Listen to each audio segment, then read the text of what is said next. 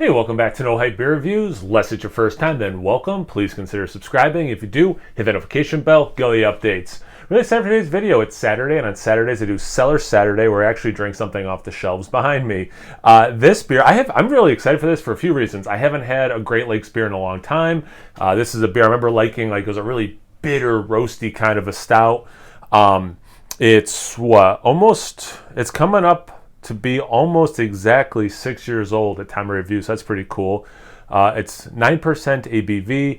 But yeah, I haven't had Great Lakes in a while. Wanted something, a little different. I've been doing a lot of, I don't know. Does it seem different? It's a roast forward stout. I guess I have had some, but it's not barrel aged like I did like Narwhal or whatever, like barrel aged. But anyway, really excited for this, and it just kind of like reminding me, Great Lakes. I used to drink a lot of their beer, and I really like them as a brewery, so I should probably revisit.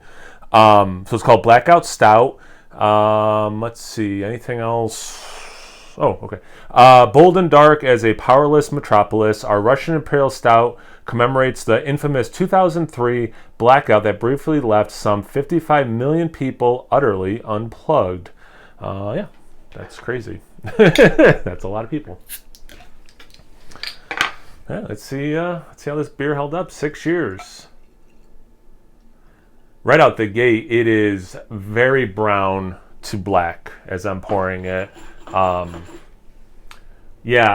it's all in the glass, I think like if you just quickly looked at it, you'd be like, it's a black stout, right? But there's a lot of brown in there. Not a lot of head. It's mocha, light mocha maybe even, if you want to get that technical. But yeah, definitely looks like a stout, that's, single, maybe approaching double digits, which is what this one is. But yeah, definitely looks the part. You can see aroma. Smells good in terms of like, is it okay? Did it go sideways, with the aging or whatever? Smells good. Good level of roastiness. It's not as, when I say it kind of smells like beef jerky or something, it's not so much like in a soy sauce way, but like there is some umami there. It's got the whispers of smoke with the roastiness. Some dark chocolate. I am getting, no, let me take that back. I am getting some soy sauce for sure, yeah. So yeah, it's more savory, not a lot of sweet elements. It's really cool because there are parts of that experience that are similar to things I have had lately, but then missing what those beers had with some of the sweeter elements. So it's kind of cool. Like, I don't know, let's see about the taste. Cheers.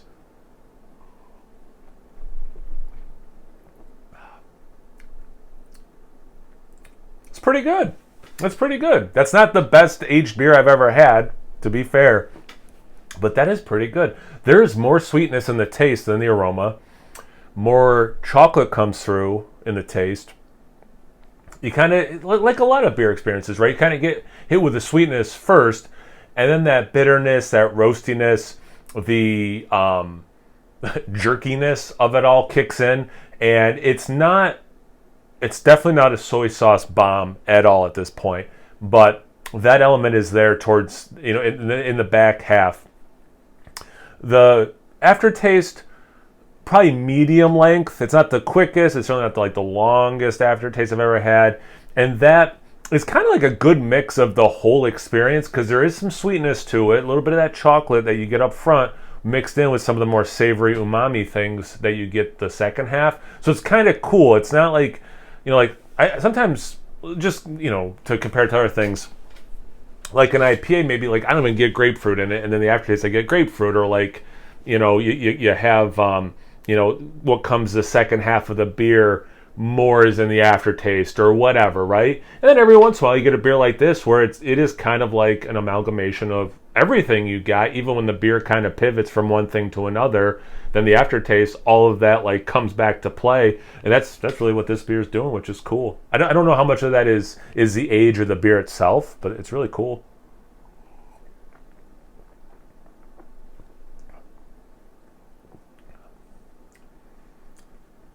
It's interesting too because where I get that sweet chocolate, it's not full on caramel, but it's it's almost like it's like expressing itself like, hey, I want caramel to be invited to the party. It's like this. I'm hesitant to say a whisper of caramel, but like it's caramel-esque is probably the best way of saying it, which is kind of like a cool tasting note I don't really ever get, or I don't, haven't gotten in a long time, or definitely not something I'm thinking about ever. So that's kind of cool.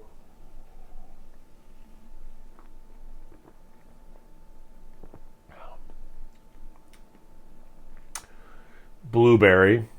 This is a berry note. Yeah, it's blueberry. Not a lot of like